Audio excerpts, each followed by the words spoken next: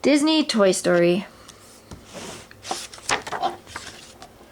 Do you have one toy that is extra special? You know the kind. You spent hours playing with it, acting out all kinds of adventures. For a little boy named Andy, a talking cowboy doll named Woody was his favorite toy. He spent hours playing cowboys with Woody, and Andy would turn his toys into bank robbers and frighten townspeople, but Woody was always the guy who saved the day. When Andy pretended that Mr. Potato Head was mean old one-eyed Black Bart robbing a bank, he only had to pull Woody's string. Then Woody would say, "Reach for the sky," and Black Bart knew he was done for. "You saved the day, Woody," Andy would yell. He'd give Woody a ride on his shoulders. One day, Andy's mom sent him to bring his little sister Molly downstairs. Andy left Woody on his bed. Today was a big day. Today was Andy's birthday party. "What do you think?" asked Andy's mom. "This looks great, Mom," Andy answered, and it did. The room was decorated with balloons, streamers, and a great big banner that said, "Happy birthday, Andy."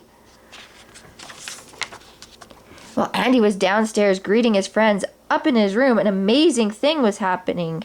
Woody was coming to life, and as he did, he yelled out to the rest of the toys, "Okay, everybody, the coast is clear." All of Andy's toys began to stir. Ham the piggy bank, Rex the Tyrannosaurus, Woody's faithful dog Slinky, and the sweet little Miss Bo Peep, and Mr. Potato Head. Calling a meeting of all the toys, Woody asked them if they were prepared for the family's move next week. "I don't want any toys left behind. Moving buddy, if you don't have one, get one." Then, trying to act calm and cool, Woody said, "Oh yes, Andy's birthday party has been moved to today." The toys panicked. Birthday parties meant new toys that might replace old ones. Calling up the Green Army men, Woody ordered, "Sergeant, establish a recon post downstairs. Code red. You know what to do." The army men marched forward carrying a baby monitor and a jump rope. "Recon plan, Charlie, execute," yelled Sergeant. "Let's move, move, move." When the coast was clear, some of the army men slid down the jump rope, while others parachuted into the observation area, setting up the baby monitor so they could communicate with Woody upstairs. The sergeant tried to get a read on the gift situation. Needing a better observation point, the soldiers moved into enemy territory. It was dangerous, but as Woody told the other toys, "These guys are professionals. They're not lying down on the job." Then Andy's mom came around the corner. "What in the world?" she exclaimed. The army men took a beating for being on the front line, but their mission was accomplished. They had a good viewing post to watch Andy open his presents. Upstairs, the toys were waiting anxiously when they heard, "Come in, Mother Bird. This is Alpha Bravo." "This is it," yelled Woody. The sergeant spoke again. "Andy's opening the first present now." The toys tensed. The bow's coming off. He's ripping the wrapping paper. It's a lunchbox." Everybody breathed a sigh of relief. Andy got a lunchbox, bed sheets, and a board game. Nothing to worry about until, "Come in, Mother Bird," barked the sergeant. "Mom has pulled a surprise present from the closet. Andy's opening it." The air in Andy's room was thick with tension. Was this the gift that would spell a toy's doom? The sergeant's voice continued, "It's a huge package. I can't see. Oh, it's. But before he had time to report, the kids were flying up the stairs into Andy's room. The toys froze. The next thing Woody knew, Andy and his friends had flung him to the floor to make room on the bed for what? Andy's mother called the boys back downstairs. They piled out of the room. The toys came to life. Rex yelled up, "Woody, who's up there with you?" The toys were shocked when Woody crawled out from under the bed. "Woody, what are you doing there?" asked Slinky. Rex gasped. "Have you been replaced?" Acting the bravest, Woody reassured everyone. "What did I tell you earlier? No one is getting replaced. Now let's all be polite and give whatever is up there a nice big Andy's room welcome." Woody climbed up the side of the bed and peeked over the edge. There, standing before him, was Buzz Lightyear, Space Ranger. Buzz didn't notice Woody at all. He was too busy trying to make contact with Starkman. "Starkman, come in. Do you read me?" Woody popped onto the scene, all smiles and friendly hellos. Never having seen a cowboy, Buzz reacted by taking a fighting stance. Woody tried to be nicest. Did I frighten you? Sorry, my name is Woody, and this is Andy's room. There has been a bit of a mix-up. This is my spot. See the bed here? Buzz checked out Woody's badge. Local law enforcement. It's about time you got here. I'm Buzz Lightyear, Space Ranger, Universe Protection Unit. My ship has crash-landed here by mistake. As the other toys came out to meet Buzz, he told them, I am Buzz Lightyear. I come in peace. The other toys were very impressed. Buzz sported some very cool gadgets, a laser beam, wings, and karaoke chop ability. Woody had to defend his place as Andy's favorite toy. Trying to take back his position as leader, he told the others, Look, we're all very impressed with Andy's new toy. Buzz couldn't believe his ears. Toy? He asked Woody. T-O-Y. Toy, said Woody. Excuse me, I think the term you're searching for is Space Ranger, said Buzz. He's not a Space Ranger, Woody told the others. Yes, I am, said Buzz. Okay then, taunted Woody. Prove it.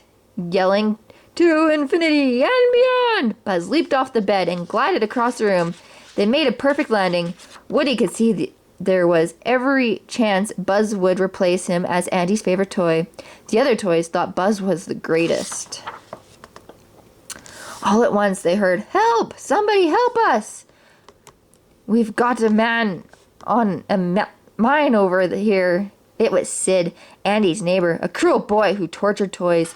From the window, Andy's toys watched Sid blow a toy soldier to smithereens. I could have stopped him, Buzz told the others. I would love to see you try, Woody said, not really meaning it at all. That evening, when Andy and his mom decided to go to Planet Pizza for dinner, only one toy could go along. Woody decided he would be that toy. Woody sent RC, the remote control car, towards Buzz, hoping to knock him behind the desk. But Buzz saw RC coming and jumped out of the way, only to fall out the window. Buzz! Screamed the toys, looking down into the yard. Rear, rear, rear, said RC. This was no accident. Woody pushed Buzz.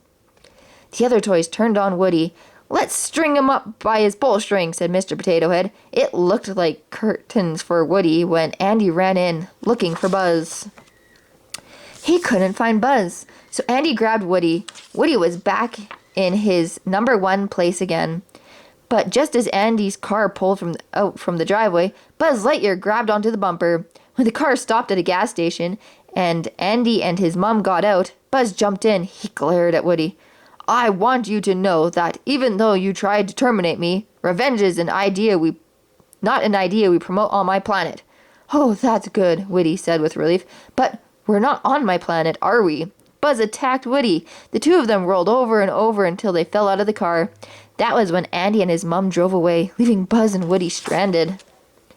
Buzz tried contacting Galactic Headquarters for help. Woody went ballistic. You are a toy!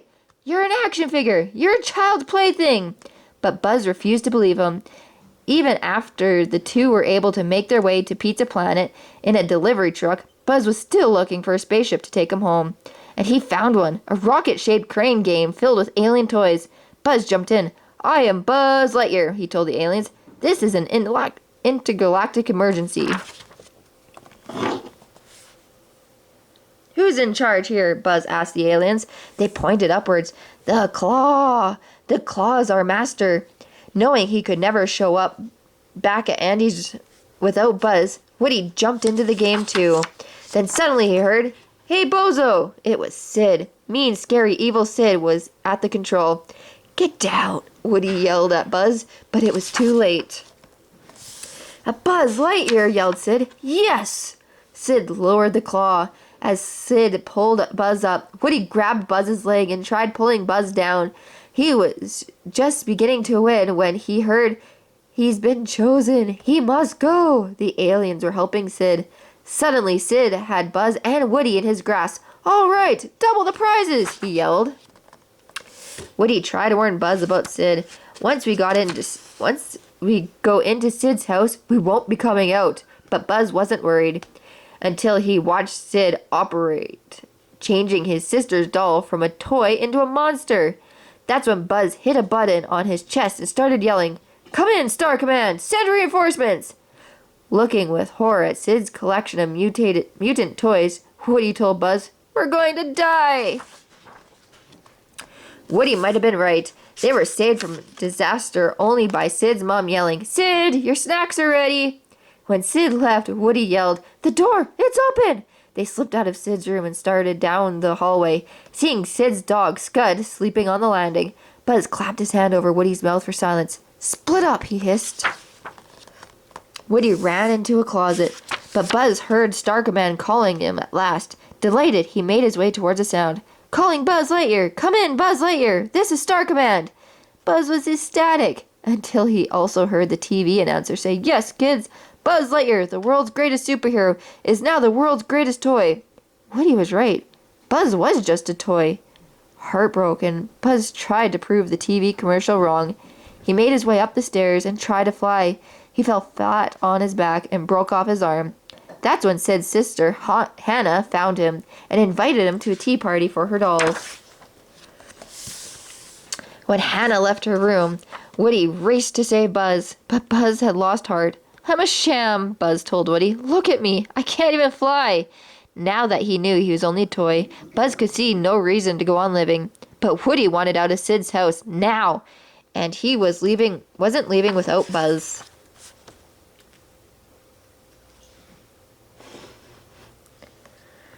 Making his way to the window in Sid's room, Woody called out, "Hey guys! Hey!" Across the way in Andy's room, Mr. Potato Head yelled out to the other toys, "It's Woody!"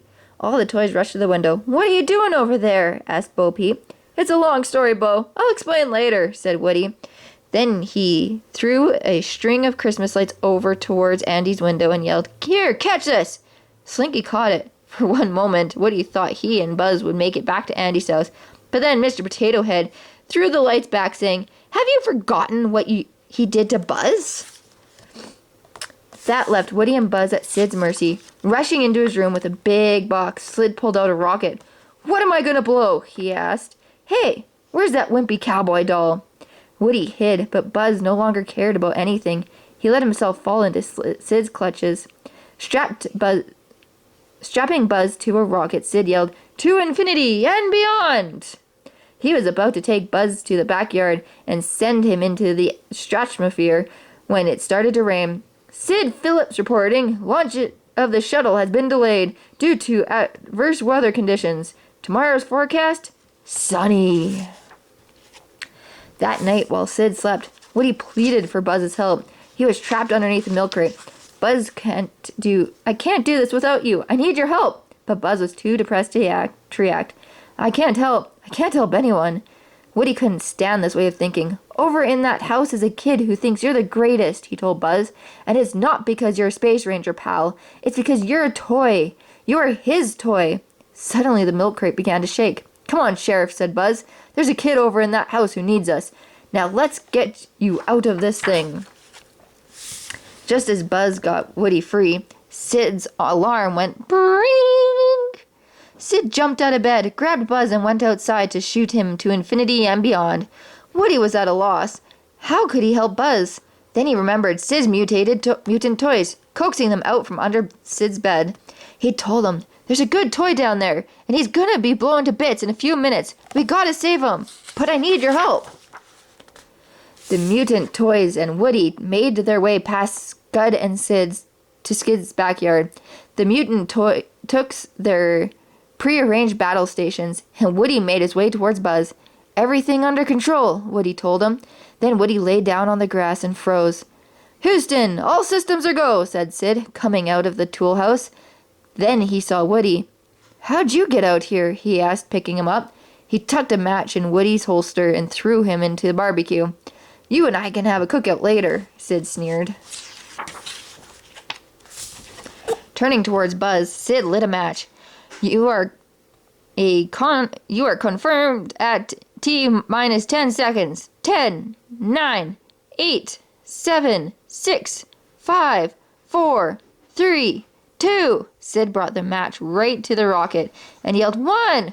Reach for the sky!" yelled Woody. Sid looked at Woody in shock. I'm talking to you, Sid, Wendy continued. We don't like being blown up, or smashed, or ripped apart. We? Sid asked weakly. That's right, said Woody. Your toys! Suddenly, Sid's mutant toys rose up from around the yard. One by one, they started marching towards him, grabbing at him, taunting him. Sid had only one reaction. Ah! He screamed as he ran into the house. Just as Woody was thanking the mutant toys for their brilliant work, he and Buzz heard Andy's mother's voice coming from the next door. Everybody say goodbye, house. There wasn't even time to untie Buzz from the rocket. If Woody and Buzz were going to get on the moving van, they had to run now. The two of them ran to catch up with the van. Buzz grabbed onto a chain dangling from the back of the van and hauled himself up. Then it was Woody's turn. He almost made it when Scud made a lunge for him. Woody was trapped between the van and the dog, but Buzz came to the rescue. Jumping onto Scud's nose, he stopped the dog in his tracks. Now there was only one little problem. Woody was safe on the van, but Buzz was laying on the street. Entering the van, Woody made his way to the box labeled Andy's Toys, Keep Out. Opening it, he grabbed RC, the remote control car, and aimed it towards Buzz. Still convinced that Woody was up to no good, the other toys attacked, tossed him overboard, ordered Mr. Potato Head. Luckily for Woody, RC and Buzz whizzed by and picked him up before any cars could smash him. Thanks for the ride, a relieved Woody told them. Now let's catch up to the truck. Back on the van, Lenny, the toy binoculars, suddenly spotted Buzz and Woody. Guys, he told the other toys. Woody's riding RC, and Buzz is with him. It is Buzz, said Bo Peep. Woody was telling the truth. Feeling terrible for doubting Woody, the toys were determined to help. Rocky, the toy strongman, lowered the ramp, but it was too late. RC's batteries were running out. As the van pulled away, RC sputtered to a stop. Great, said Woody, not meaning it at all, but Buzz wasn't giving up. Woody, the rocket, he said, using Buzz helmets to magnify the sun. Woody lit the rocket, and the three toys hurled into the sky.